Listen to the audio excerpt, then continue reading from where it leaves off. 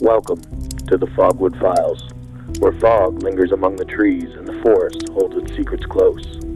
The Canadian Maritimes are a land of silence and shadow, where pasts dissolve into mist and voices echo without a source. Here, beneath the canopy of pines, people have witnessed things they cannot explain. Their words remain as fragments of a larger mystery, stories carried through the woods like whispers in the dark. Tonight, we open one of those accounts and step deeper into the ledger of the strange.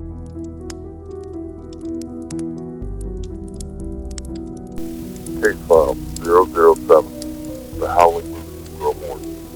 Date of encounter, September 2011. Location, Gros Morne National Park, Newfoundland Interior. Report compiled October 2012.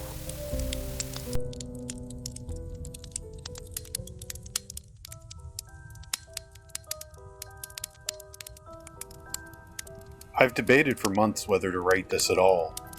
Even now, seeing the words appear on the pages turns my stomach. I work for a federal agency that prides itself on rational explanations. Wind damage is wind damage, bear sign is bear sign, and sounds in the woods, well, we've all heard strange sounds. Nature is still full of surprises, right? That's what I used to tell park visitors when they asked whether the old legend of Gros Morne were true. I had answers for everything. Now, I'm not so sure. At the time of the incident, I was 24 years old, working my second season as a Parks Canada maintenance technician. Nothing glamorous. I wasn't a warden or a biologist. I was the guy who cleared windfall from trails, replaced rotten planks on the boardwalks, and emptied outhouse bins when tourists complained. Gros Morne is a UNESCO World Heritage Site, one of the most rugged and spiritually heavy places in Atlantic Canada. Anyone who's worked backcountry there will tell you, you feel watched. Not in the bear on the trail sense. It's older than that. Something in the earth itself feels aware of you. I never used to pay much mind to the local folklore. Old rangers sometimes told ghost stories to rookies just to spook them. Tales of phantom fishermen on the western brook pond, or glowing figures seen drifting across the tablelands. One of the mechanics swore there was a king moose that walked upright like a man. We all laughed over lunch and called him a poet trapped in a grease monkey's body. But then came my solo assignment up on Western Brook Plateau. It was mid-September, moose rutting season. The air was cold enough at dawn to sting the lungs. My supervisor tasked me with a standard 2-day inspection of the upper marshland boardwalks that ran through a lesser-known section of bog often used by misguided hikes. A couple of planks had gone soft and needed replacing before frost hit. Simple job: pack tools, hike in, camp if necessary, finish up, report back. I've done harder. I volunteered without hesitation. I left the interpretation center at 6:45 a.m. on September 14th. Overcast morning. Fog lifting off the ponds like steam from breath. Ravens circling overhead. Always a good omen, I used to think. The hike in was beautiful. Balsam fir lined the lowland trails before opening into windswept tuckamore and rolling peatland. I passed fresh moose tracks in the mud. 2 sets, one larger, one smaller. Cow and calf, likely. They'd dug deep into the sphagnum moss, the water still pooled in each depression. I remember stopping to take a photo. I'd always loved moose, the sheer power of them. They're not graceful animals, but they're built like tanks on stilts. Yet in Gros Morne, even they seem humbled by the land. Little did I know, those wouldn't be the strangest tracks I'd seen that week. The first half of my inspection went smoothly. I reached the start of the elevated boardwalk around 10 a.m. The sky had cleared to a pale blue, thin clouds drifting like pulled wool. Dragonflies skimmed the bog pools, the plateau stretched out like an endless quilt of rust-colored moss, shallow ponds, and wind-bent spruce. I fell into a steady rhythm. Pry off rotten planks, replace, hammer, move on. Just the sound of tools, wind, and the occasional croak of a raven flying overhead. Around noon I stopped to eat. Canned ham sandwich and an energy bar. I sat on the boardwalk edge, boots dangling over peat water as black as tar. Normally this place buzzed with life, sparrows, insects, the far-off tapping of woodpeckers. That day, by midday, everything fell silent. Not gradually, all at once. At first, I didn't clock it. Silence isn't exactly unheard of in the backcountry, but this was different. It wasn't peaceful silence. It was the kind that arrives like a held breath. Heavy, intentional. My ears strained, searching for sound.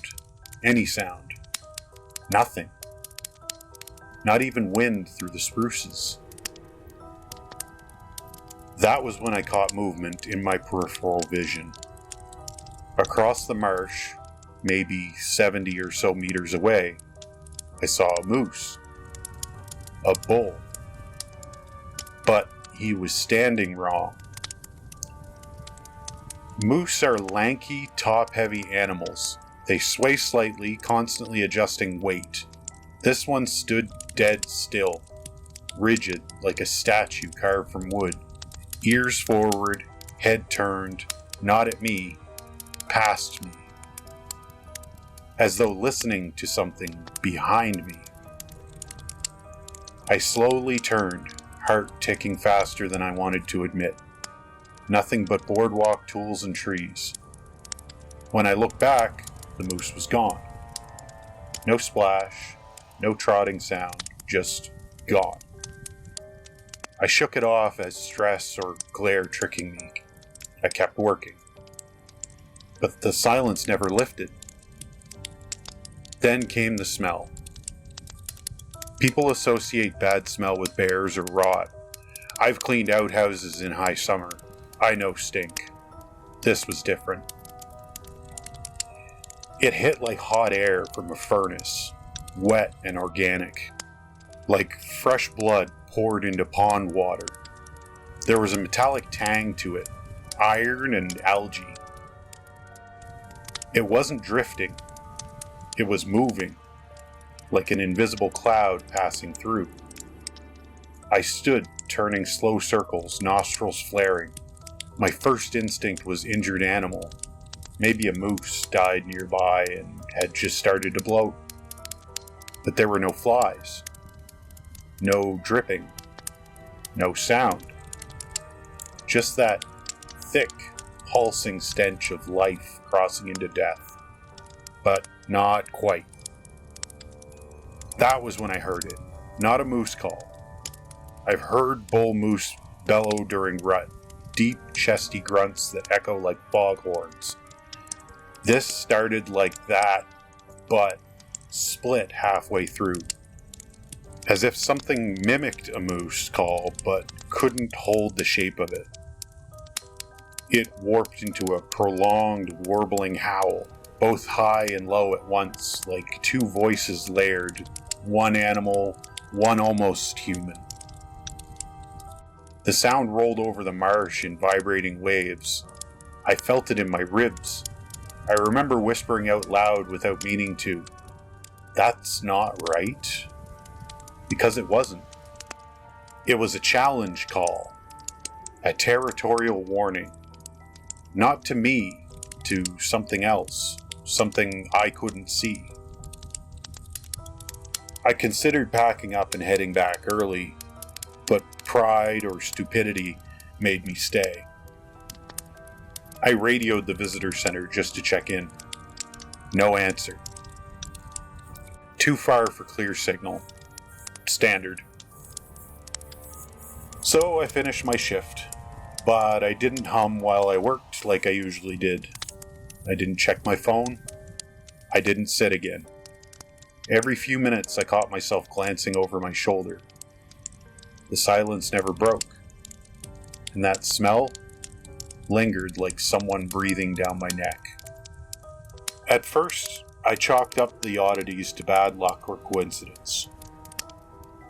Animals do strange things all the time, and the backcountry has a way of twisting your senses. But as the day went on, I couldn't ignore that something was shifting in the woods around me. The first sign came with the trees.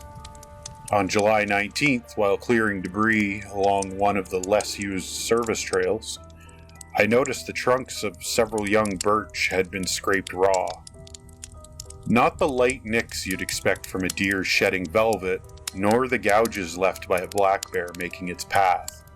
These were tall scrapes, higher than I could reach even standing on my toes, and deep as though something with immense strength had raked through them. The bark peeled downward in long curling ribbons. The gouges were uneven, jagged, not the neat antler scores of a moose in rut. Still, that was my first thought, maybe an early season bull moose testing his rack. But the timing was off. Mid-July isn't the rut. Too early. I made a note of it in my logbook and moved on, though unease lingered in the back of my mind. On July 21st, when the quiet began, I had finished my shift and realized I hadn't heard a single bird in hours. Not a chickadee, not a jay, not even the piercing cry of a raven overhead. The absence was almost physical, pressing into my ears until I caught myself straining for sound. When the wind blew through the spruce tops, it carried no relief. It only seemed to make the silence heavier. That night, while staying at the maintenance cabin near Parsons Pond Trailhead, I heard the first of the howls. It came just after midnight, long and low, rising from the direction of the marshlands. At first I thought it was a wolf, but there haven't been wolves in Newfoundland for nearly a century. Coyotes, yes, but coyotes don't carry a voice like that. This sound was deeper, resonant, almost mournful, like the wind howling through a cavern. It raised the hair along my arms. The following morning, I checked the marsh. Nothing unusual at first. Cattails swaying, insects buzzing, the water slick and green with algae. Then I noticed the tracks. They weren't clear footprints, not in that soft mud, but depressions. Wide, deep, set far apart as if something massive had waded through. The stride was wrong for moose. Longer, too purposeful, and the shape not quite right, as if a moose's weight had pressed down with something more than hooves. On July 23rd, the aggression escalated. I returned to the same area and found a young spruce no thicker than my arm, snapped clean in half about 6 feet off the ground. The top half dangled, fibers twisted where they'd given away. I've seen moose break saplings by thrashing, but this wasn't thrash damage. This was a deliberate break, like something had gripped the trunk and forced it down until it shattered. That night the howls came, again. This time, closer. Not one voice, but layered, as if 2, maybe 3 tones were hidden within the same breath. It seemed to vibrate through the walls of the cabin, shaking loose dust off the rafters. I sat awake until dawn, every nerve sharp, convinced that stepping outside would mean stepping into something's territory, and it wanted me to know that. By then I understood. Whatever lived in Gros Morne's interior wasn't wandering, it was warning. The marsh, the broken trees, the silence, it was all part of a message, clear as any signpost. I was in its place and it didn't want me there. I didn't see it clearly until September 25th, and even now I question whether see is the right word. I caught glimpses, pieces like fragments of a nightmare viewed through tree branches.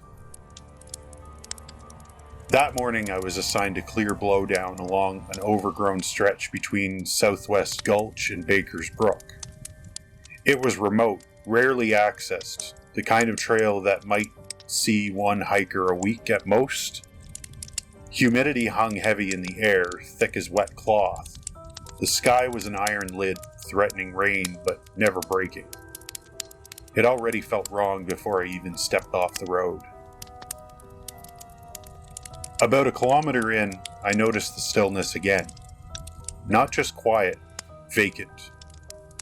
The kind of silence that seemed to swallow my own footsteps rather than echo them. The only sound was my breathing and the distant buzz of deer flies orbiting my hat. I rounded a bend and froze. Up ahead, in the trail's center, lay a caribou carcass. I've come across animal deaths before, natural, predatory, or from poachers, but this was different. This kill was violent. Not eaten so much as torn apart. The rib cage was split entirely in two, as if cracked open from the sternum like firewood. One leg had been ripped free at the hip socket, not cut, not gnawed, ripped. The head was twisted backward at such an angle that I couldn't convince myself any normal predator had done it. No coyote, no bear, and there were no scavenger marks, no ravens picking the bones. Nothing had dared touch it. The earth around it was churned up with deep impressions. Again, not clear prints, just force.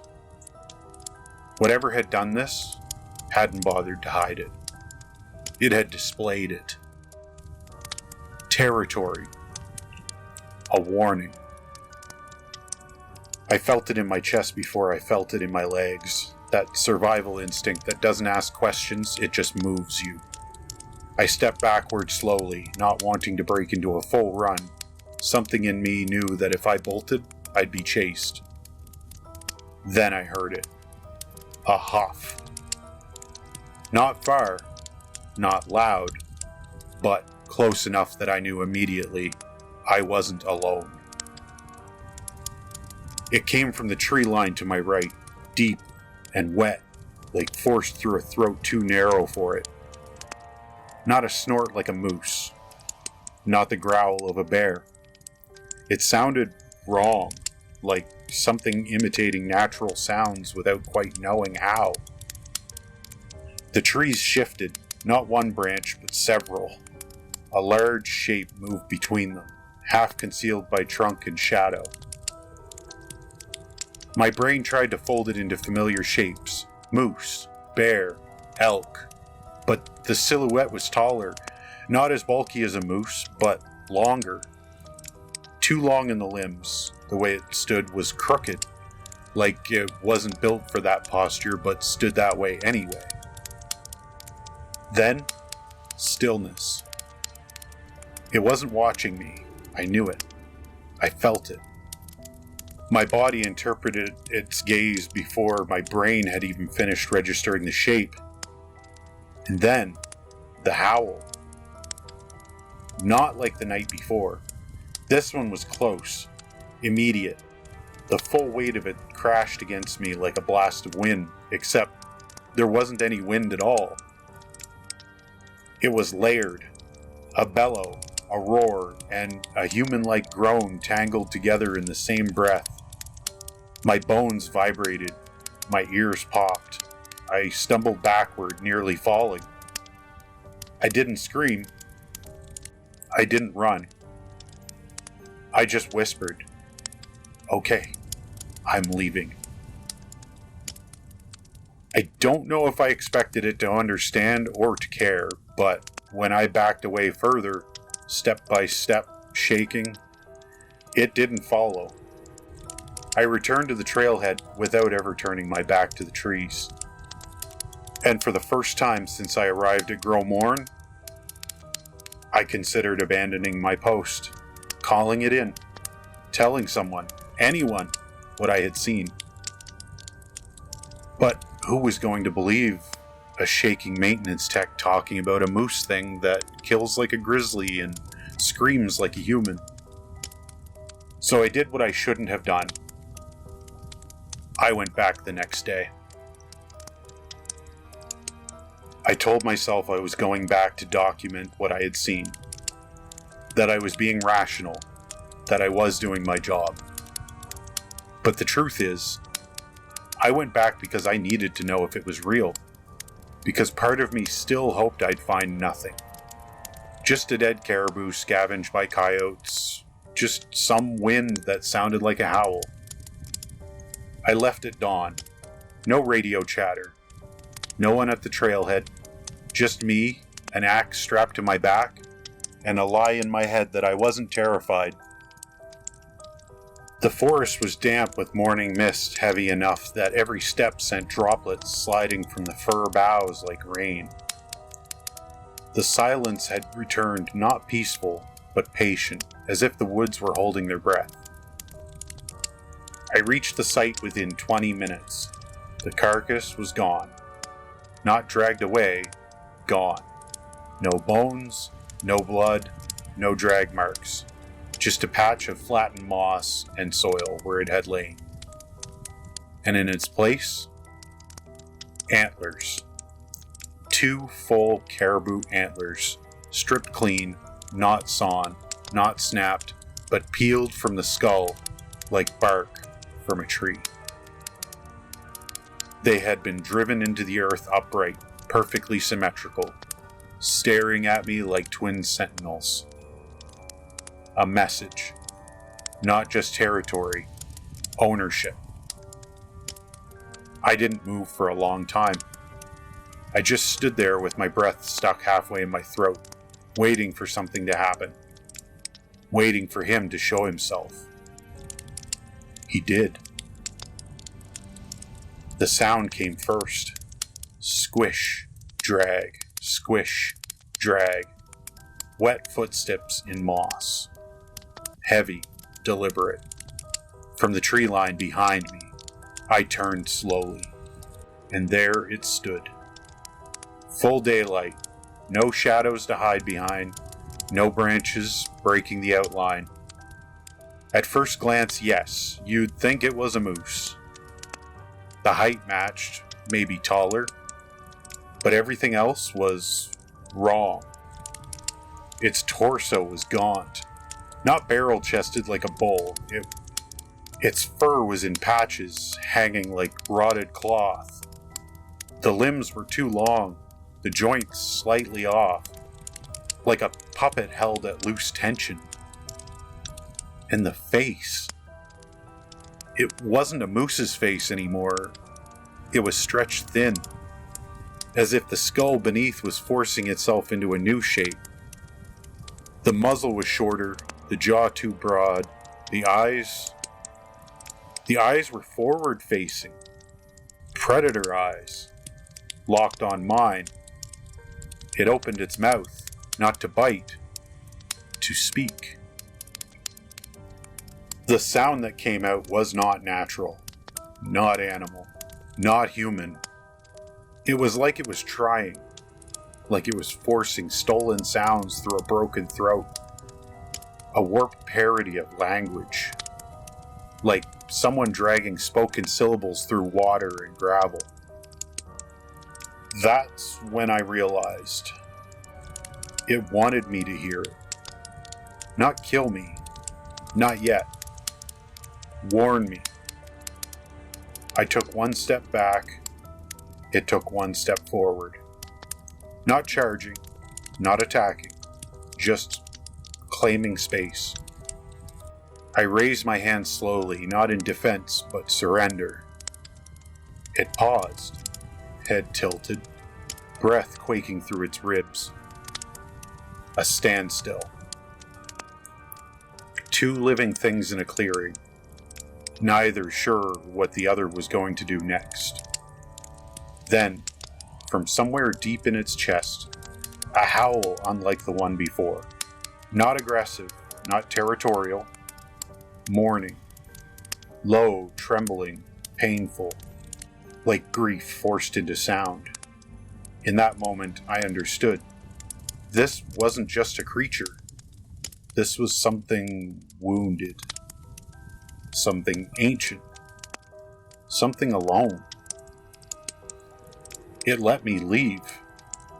Not by retreating, but simply by turning away first. Head bowed, like a king excusing a trespasser. I didn't run, not because I wasn't afraid. I was terrified. Knees weak, lungs tight, mouth dry enough to crack. Every instinct in my body screamed, run until your legs give out. But I didn't. Because somehow I knew. Running meant disrespect. Running meant I'd be prey. So, instead, I stepped backwards, one slow stride at a time. The way you'd back away from a gravestone you lingered too long at. The creature didn't follow. It just stood there among the trees, head bowed, breath steaming in the morning fog. Its form flickered between animal and a ghost as the sun broke through the shifting mist. Not quite solid, not quite imagined. At one point I swear I heard it exhale my name, though I never gave it. Just a drawn-out murmur shaped like recognition, like resignation. I kept moving until I hit the trail, then the tree line, then the maintenance shed. Only when I closed the door behind me did I let my legs collapse. I sat against the metal wall, staring at nothing for what could have been minutes or hours. The silence in the shed felt wrong, sterile, artificial.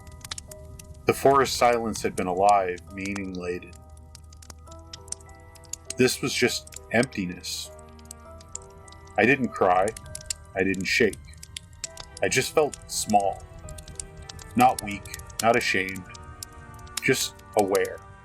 Maybe for the first time, that we share the world with things that don't answer to our boundaries, our maps, or our definitions.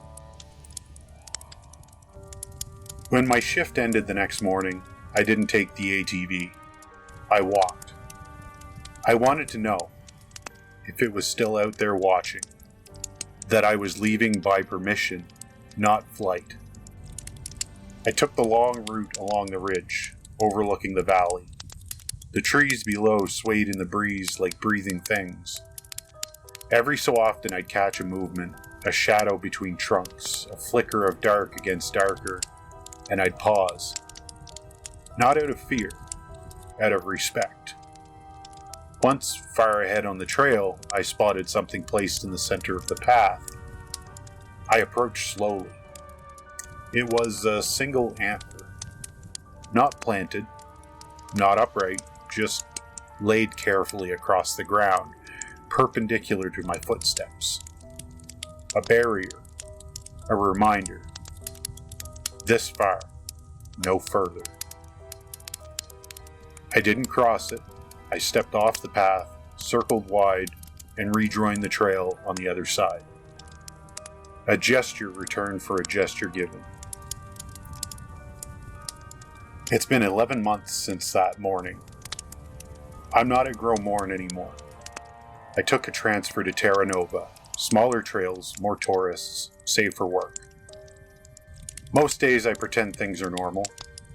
But sometimes, usually around dawn or dusk, I'll catch a breeze carrying a sound that almost resembles that mournful cry. Or I'll walk past a downed log and see gouges too clean for rot, too wild for human tools, and I'll stop and listen. I'm not writing this to convince anyone. I know what I saw. I'm writing this to say, if you ever find yourself in the heart of the Newfoundland interior, and the forests go quiet in that dense, listening kind of way, turn around. Not because you're in danger, though you might be. Turn around because you do not belong there. Not in that part of the woods. Not in his cathedral. End of report. This report submitted by the Fogwood Files. Another account pulled from the fog and preserved in the records. If you'd like the next story to find its way to you, be sure to like and subscribe so you'll be here when the next fire is lit. Until then, stay close to the firelight, because in the woods, you're never truly alone, and something is always waiting just beyond the glow.